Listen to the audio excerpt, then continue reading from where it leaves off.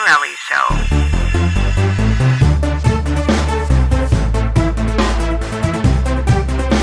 That episode blew me away. Star Wars Rebels Season 3, Episode 20, the rematch. About 30 years in the making. Obi-Wan Kenobi versus Darth Maul. Kevin, what'd you think? I liked it. I thought it was really good. The voice acting was like the key thing for me. Oh, it was unbelievable. You know, I saw a lot of comments. You know, people were kind of saddened that it ends so quickly, but I thought it was perfect.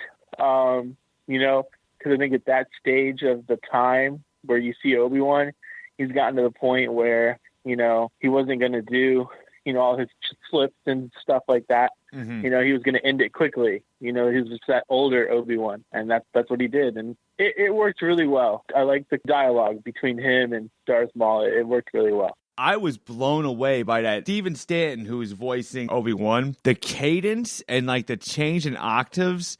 You know how he kind of jumped from the highs and lows? I mean, it was like he must have just been studying tape after tape of Alec Guinness. It was ridiculous. Like when he grabbed Ezra and they sat in a log, it sounded like he was talking to Luke on Dagobah. Like he was like, what? Yeah. Blah, blah, blah. Like the ups and downs, like everything. It was just the way he carried himself. And a lot of that's the movement. But everything about that scene was perfect. He goes, you know, one does not grow so old being unprepared, and just flashes like his lightsaber swinging real quick. It was awesome. It was, as soon as that part started, it was just like all uphill from there. It was awesome. Yeah, I enjoyed the scene, even when Ezra wakes up. Mm-hmm. And he's sitting from him across the fire. He's like, "You're far away from home," Ezra. And he's like, "Oh crap!" It really does sound like him, and it's remarkable what Stanton's been able to do with the time that he's been able to give. But yeah, it really does bring back that classic, you know, Obi-Wan, and I like it a lot. And I think that's what, you know, sells that Obi-Wan so hard, is that it sounds like Alec Guinness. I tell you something. I think the way this worked out, I think it was half by accident, and it just was actually better than the original plan. Because what I think was, before, Maul was reintroduced in Clone Wars, the cartoon. And I think Filoni had a different plan, and maybe it was to kind of wrap up Maul's story. First of all, kudos to Filoni for bringing Maul back, and also kudos to Sam Witwer, who is the voice of Darth Maul, because his performance of Darth Maul really gave that character a personality. I mean, that character was, you could say, visually awesome, maybe one of the best parts of Episode 1, and just kind of like, almost like Captain Phasma, like a wasted character. And Filoni reached out and grabbed this character, but because of Sam Witwer's acting, now Sam Witwer also played, you might have to correct me on this, Kevin, it was Galen from The Force Unleashed. Am I getting a Star Killer, the clone? Now, I don't know for voice acting-wise. The guy who plays Darth Maul in Episode 1 is Ray Park. No, I know that. He plays the physical side of him. Yes. Though you never really hear him talk except for like 2 seconds when he's talking to Palpatine. Mm-hmm. And then the video game Star Killer is... It's Sam Witwer. Yeah, he's played a lot of roles. He plays the voice and the character model for Star Killer. Yeah. I didn't know he's the voice of Darth Maul. Oh, yeah. I had no idea. Yeah, I saw that on Rebels in Clone Wars, it was behind the scenes when they were first bringing Maul back. And like Sam Witwer had studied the character, and they didn't give you a lot to work with as far as his personality, and it's kind of cool because they were able to kind of more delve in and embellish on a personality. And, you know, he had a little more freedom. Whereas when you're doing an established character like Alec Guinness's Obi-Wan, you've got to be very precise and careful. Whereas when you're portraying Darth Maul, who you really didn't get a lot of his personality and stuff, they really made Maul, they just established him as a character and gave him some credibility. And I think it's because they made him so interesting, you know, the fact that he was the rejected Sith, and they really made him a character, like, you know, when we came back in Rebels. But it was awesome. But I think Filoni probably, because Clone Wars kind of got pulled from under him pretty quickly with the whole transition to Disney. And I think he was probably planning on ending Maul's storyline someplace in Clone Wars. I like the way it ended now in the Rebels with the Alec Guinness Obi-Wan. And it really showed us, it gives a lot of credibility to, it opens up a lot, it shows you a lot. But like one of the things I've noticed was the way Obi-Wan took him down, it almost gives, and you would say less credibility, but it almost gives more credibility to the way Obi-Wan went down with Darth Vader. Because it's like, no, Obi-Wan knows what he's doing, but he decided to let Vader take him down on purpose so he could guide Luke. And you just see that precision. I mean, it was a 3-hit fight. No backflips, no crazy. And it should have been that way. It should have been like Obi-Wan. I mean, his character, just him meditating in the desert and focusing. It was all focus every moment. I think, like, for me, you look at it and, when you watch the movies and you see the way, his fight style was in the, episode 2 and 3, he kind of does do that stance where he's got like his 2 fingers pointed out. And that's kind of like the same stance is like in the movies when he's fighting like Grievous. Yeah. And then he changes his stance and he goes to more of, the 2-handed, kind of position, like when Vader takes him down in A New Hope, how he's just standing upright. And like I said, I think it goes back to what I had said at the beginning, where I think he just knew, and the dialogue also plays key. Yeah. Because during that whole transition, Maul's talking about, oh, maybe you're here protecting somebody. And then you knew Obi-Wan's like, well, maybe he knows, I should end this quickly. And I think he just knew that it had to go quick and he wasn't going to mess around. He was an older, more wiser Obi-Wan, not like a youthful. And I think he just outsmarted it and knew what he was doing. I think it was a very clean, it's hard for, Disney to kill somebody that way on a cartoon. So I thought it was pretty clean, but I liked it. Like I said, I thought the dialogue was the most important key part. I would have loved to have seen a little bit more of fight, but for what it was, it worked out just right. Well, there's a couple things about that. First of all, the one cool thing about a lightsaber that for the cartoon's sake is it automatically cauterizes a wound. But if I watched that scene, like I rewound the scene starting from his conversation with Ezra. Like I watched that and the fight, I think 4 or 5 times today. And it's like you see exactly the hit for hit, and it's more like you could see just from where the lightsaber gets cut in half down the middle.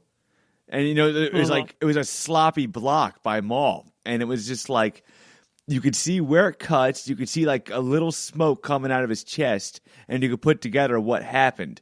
The cool thing I liked was also showing that Obi-Wan's in tune with the Force at this point of his life was, Maul's prodding at him. You don't see anger from Obi-Wan. You see more like focus. Just like, it's like, oh, he's on to me. Well, let's see where he's going. And he goes, someone. And then you just see that blue light in front of Obi-Wan's face. Like, that was awesome. It's like, all right, no more messing around with this guy. Conversation's over. And it was just like, focus, boom, took him down. The only thing I can think of, in regards to that is it is a number of years. They don't really ever tell you the year amount that it is, but he is getting that gray hair, beard. So, it's got to be a number of years since episode 1. But if you think to it, episode 1 fight was, Obi-Wan was angry. Because, Qui-Gon had just gotten killed, and he just sat there and watched it. So, like, that's really one of my favorite scenes, just because of the way it's choreographed. But he's feeling a lot of anger in that fight. And then I think, like, I agree with you in the sense that this fight, he's more of, the protector, and he's just older Obi-Wan. So he's like, no time for games. Yeah. 3-point kill, and I win. And don't get me wrong, we've had this conversation before, but I like both styles of the lightsaber fighting. But, to make it credible for this Alec Guinness Obi-Wan, you can't see that guy doing backflips and stuff. But it's that precision. It's still, everything else, the acrobatics, and you're fighting like, tons of droids and stuff. But this is like, no, I'm getting the job done here. It's like focus, boom, boom, boom. And it was, I noticed something else. When in the moment when Maul dies in his arms, tell me if you got the same feeling as me. Because what I gauged from it was when Maul goes, tell me, is he the chosen one? And Obi-Wan says yes. Now that alone is another subject, because it's still, maybe nobody got the chosen one thing right. I'm not sure if Obi-Wan is sure or unsure, but the thing is when Maul says he'll avenge us both, or he'll avenge us, it's like Obi-Wan for a second, it's like he's like, you know what, let him believe, because, vengeance isn't the Jedi's way.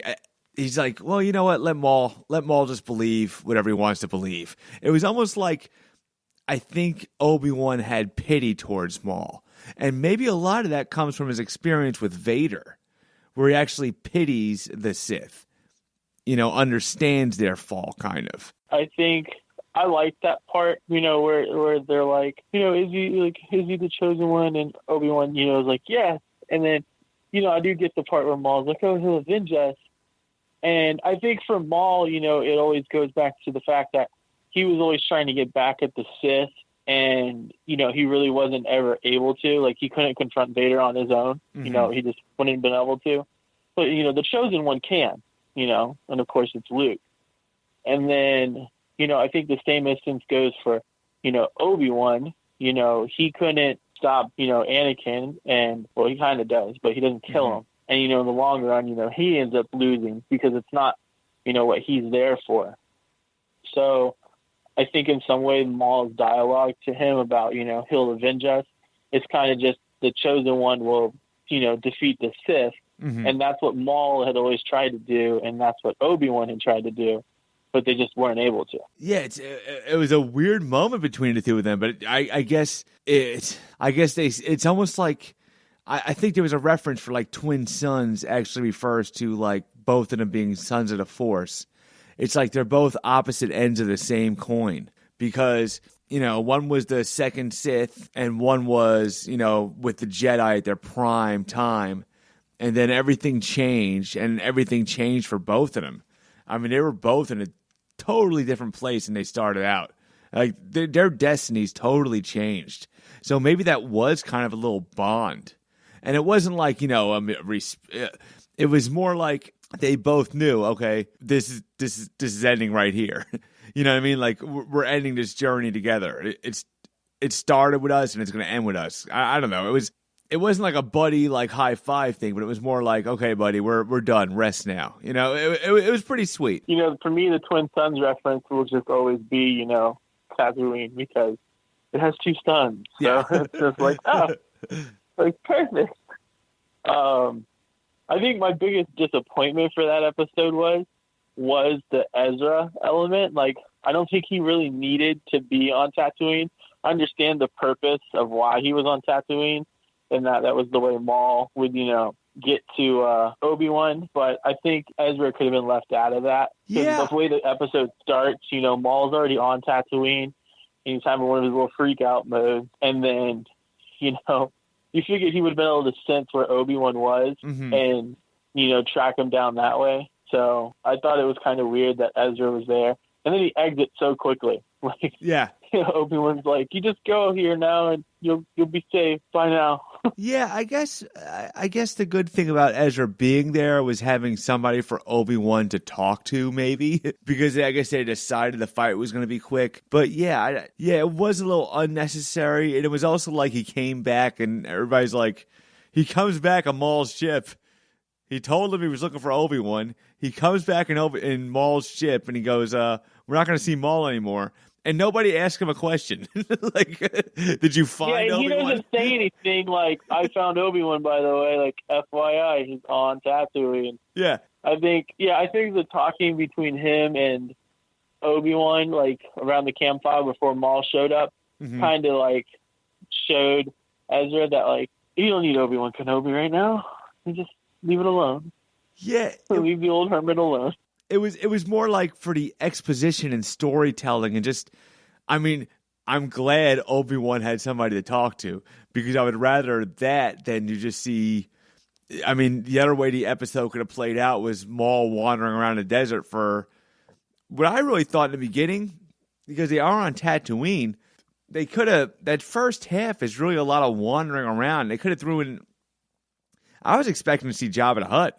They could have crossed paths with him or Watto. One of my favorite things is when Ezra lands on Tatooine and then he gets attacked by the Tusken Raiders. Yeah. And I'm like, this is awesome. Yeah, that was great. That was great. I thought he was gonna get rescued from Obi-Wan at that point. Yeah, I thought you were gonna see him come out and start making all those weird noises. But I was like, this is really cool. Let me throw something else at you now, because we've talked before about the Obi-Wan movie, and Ewan McGregor pushing for that. So suppose this Obi-Wan movie doesn't happen, or Disney's decides to steer in a different direction or anything. I'd be down for an Obi-Wan animated movie with Steven Stanton, and you even throw in James Arnold Taylor, who voiced the Ewan McGregor era Obi-Wan, and you make that. But that transition that brought him from Ewan McGregor era to Alec Guinness era, just like, I would love to see that story, and especially he's on Tatooine. You could throw some, like you said, you have Jabba, you got bounty hunters. I mean, there could be some kind of intergalactic gangster stuff that just happens a little too close to the Lars homestead that Obi-Wan needs to get involved. I know. How would you be open to that? I think it'd be cool. I could see that. I think ultimately that same story, though, could be told in a real, live action Obi-Wan movie, which I would much rather prefer. Oh, I would too. I think the animated version would be a last resort. Yeah. Ultimately, I would love to see a real Obi-Wan movie. Oh, yeah, I would rather see that too. There's been so much fan outcry for an Obi-Wan movie. I'd be really shocked if they didn't make one. I know right now I've heard small rumblings that they're going to make a Palpatine movie, a standalone movie about him, and kind of really? a backstory on him. So, I mean, that could be something I'd be interested in, because that would be a movie entirely about, the dark side and how he becomes who he is. And, I think that would be a cool tie-in, especially with, depending on who, Supreme Leader Snoke is, they could tie in a solo movie in. So I don't know. I mean, I want an Obi-Wan movie. Ewan McGregor is pushing for it like crazy. So we shall see. I think it should happen. Yeah, he's pushing for it. The fans are pushing for it. So it's almost like the Deadpool factor. It's like, we all want it. I mean, I saw a news story that said they're getting away from the legacy characters. So that gets a little scary. Wait a minute, what about the Obi-Wan project? Are we still on that? And even if it's not and somebody pushes for a trilogy, even if it's not a trilogy, just that single movie. But yeah, if Ewan McGregor's willing, and Ewan McGregor, like I said, whatever you think about the prequels, Ewan McGregor was a solid Obi-Wan. I buy him as the young Obi-Wan, and I buy Alec Guinness as the old Obi-Wan. He is Obi-Wan Kenobi, and he's willing to do it. And it's been I think it's been a year since Episode 3 came out. He's going to be older. I think it's perfect. I'll be at Star Wars convention. If I get close to Kathleen Kennedy, I might just tell her, be like, I need an Obi-Wan movie, make it happen. Yeah. just slip see her what a she note. says. If I can get a close enough to her and get an autograph, hey, by the way, Ewan McGregor wants to make an Obi-Wan movie, and we really want to see it. Hey, if you didn't know. Out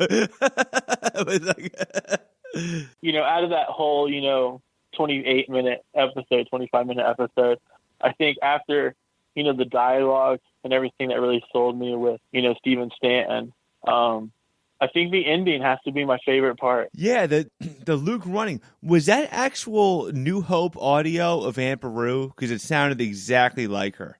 Yeah, I want to say it is. I think so, you got to think it is, because it was crystal clear, Luke. Yeah. And it's just and then you see a little boy running across the sand, and I was like, holy shit, it's Luke. Yeah. That was really cool. And you know what? If they showed us more, it might have ruined the moment. I think it was perfect the way they did it.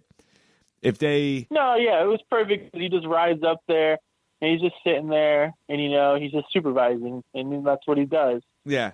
And, it's clear, obviously, that in A New Hope, that Luke knows who, Ben Kenobi is. Yes. He doesn't know that his name's Obi-Wan, Mm-hmm. He just knows that he's old Ben Kenobi. So clearly, I think as a boy, they've probably met. Ezra was born on Empire Day, which was the day that they declared Palpatine declared the Republic to be an empire. So, Okay. and that was the same day that Padme died and the twins were born. So Ezra is the exact same age as Luke and Leia. That kind of helps you gauge where you are with the timeline. And that's why even like the moment of Ezra having that conversation. So Luke is a teenager. He's exactly Ezra's age. I don't know, man, because just from watching that end scene where it just shows him running across the sand, it doesn't look like he's a teenager. Like, I know it's a distant shot, Mm-hmm. and all you see is just a person running. He doesn't look like he's old, like a teenager. He looks younger than that. I want to feel like Ezra is a little bit older than they are. No, I mean it's he was born on Empire Day because when he meets Leia, they say, "Hey, we're the same age." They specifically said that. Like he's I think maybe it's a tool to tell you where they are. It's still 5. I think we're around like 5 years before A New Hope, or we're not that far off. Even Filoni said, "Hey, we're getting closer. Big surprise is coming." Now they just revealed that season 4 is happening. And I have a feeling they went into this not knowing if season 4 was happening. So my curiosity is, if season 4 does happen, do they start weaving into that New Hope era? I mean, do you start seeing Luke in Rebels? I don't know. No, you don't think so? No. I don't think so, because Rebels has always been built around that core group of people. Yeah. And, they throw in the hints of, extra, like things to get people to like tune in all at once. Like first there's like, oh, Vader's in the Rebels, like one of their highest rated episodes. Mm-hmm. And then, it's Vader versus, his apprentice, highest rated episode for season finale. And then now, like, oh, Obi-Wan's back. Like everybody loses their mind. Mm-hmm. So I don't think, I could be wrong. Maybe they will add in some factors of Luke. Maybe there will be more Obi-Wan, which I would be down for. Yeah. I think, like we've had this talk before, where somewhere down the line, they're going to have to either start letting people go. Like they kind of started to, like the one girl who's the bounty hunter, she left, mm-hmm. Sabine. Yeah. Yep. Sabine, she left. So that was one person who finally left. I think with the way the season is going and how next week is the season finale, I think something needs to happen to where somebody either gets killed or, somebody just doesn't make it. Like they're stripping the layers almost. Yeah. I mean, I'm waiting for, Ezra to be on his own. Like I'm thinking it's getting to that time where Kanan might be coming to the end of his line. Yeah. I mean, he's blind, which I don't really fault him for. He's still able to see with the Force and everything like that. Mm-hmm. I just think that it's time that, pieces have to start falling into place to where A New Hope's going to fit in. Yes. And, you can only go so far. Like, you guys they're so close to A New Hope that, I'm just waiting for the Death Star to pop up in cartoon form. Not to interrupt you, but you bring up a good point, because definitely Luke could not run into Ezra and Kanan. Because there is no indication that'd be like retarded. But there's no indication that Luke's ever seen another Jedi. I'm kind of glad that when Ezra ran into Obi-Wan, they didn't really talk too much about Jedi stuff. Even though I'm sure Obi-Wan knew, but they just kept that aspect kind of light and brief. You know what I'm saying? Don't try to open up the whole like, oh, you're one of the last 3 Jedi. I think what you basically saw was the end of Tatooine.